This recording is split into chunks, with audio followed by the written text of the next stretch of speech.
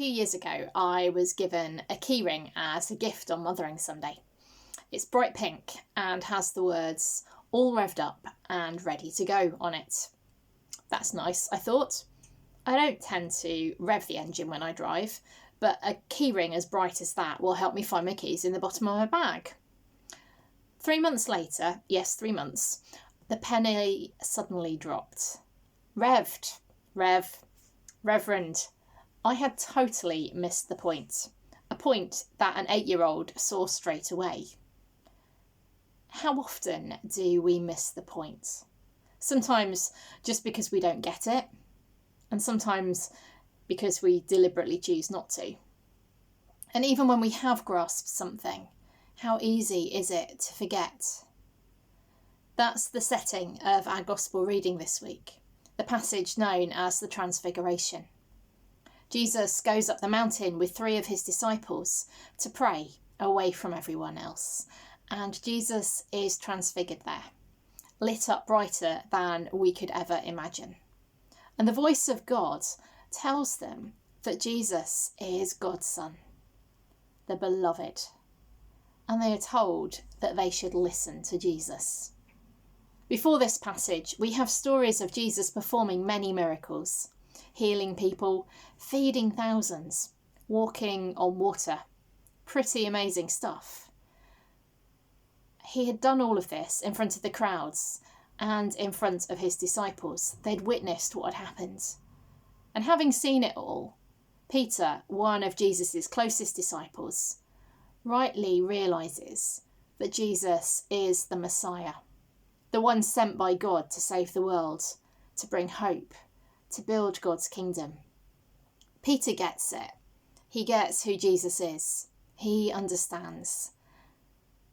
But literally a few verses later, as Jesus is explaining to the disciples that he must die to fulfill God's plan, Peter takes Jesus to one side and tells him that he must have got it wrong because that couldn't possibly be God's plan.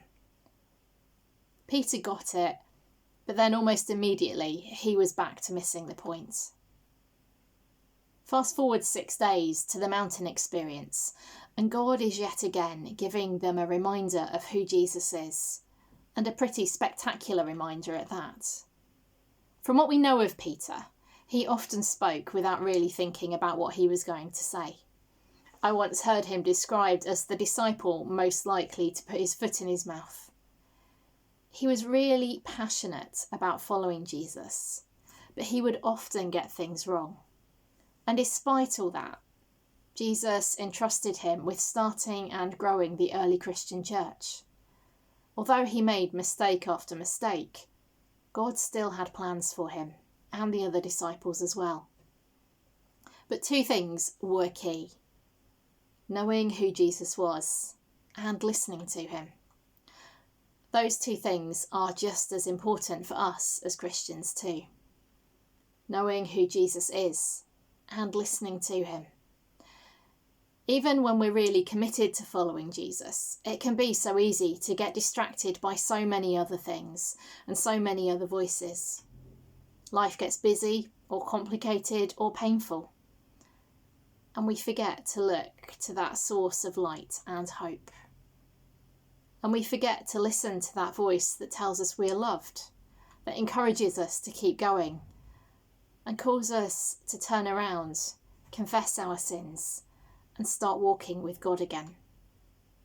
We begin Lent next week, a time traditionally where people have set aside the things that might distract them from God. A time of confession, of turning back and remembering our reliance on God. A time to renew our focus on God. While you might still choose to give something up, I'm encouraging us all this year to do what God told Peter, James and John to do nearly 2,000 years ago. Listen to Jesus.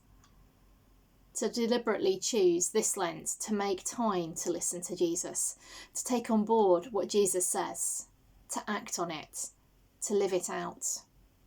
To help us do that, I've put together a plan that takes us through the whole of Mark's Gospel, a few verses at a time. Beginning on Ash Wednesday and ending on Easter Sunday. No spoilers, but the ending is rather good. Most of our Sunday Gospel readings this next year come from Mark's Gospel, so it's really good to read it chronologically and put it all in context in that way. As you read through, notice what strikes you about the passage for that day. What is Jesus saying?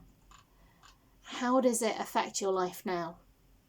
If you're not on my mailing list and would like a copy of the plan, then please do get in touch. The first lockdown last year began pretty much in the middle of Lent, and now we're entering this Lent in the middle of the third lockdown. We have had quite a year, but God has remained faithful and walked with us throughout it all. Whatever we're doing, staying focused for the long haul is difficult. So let's use this time to make a real effort to put Jesus at the centre of our lives, to pray that we will hear his voice. And let's see what happens as we do. We might be surprised, as those first disciples were.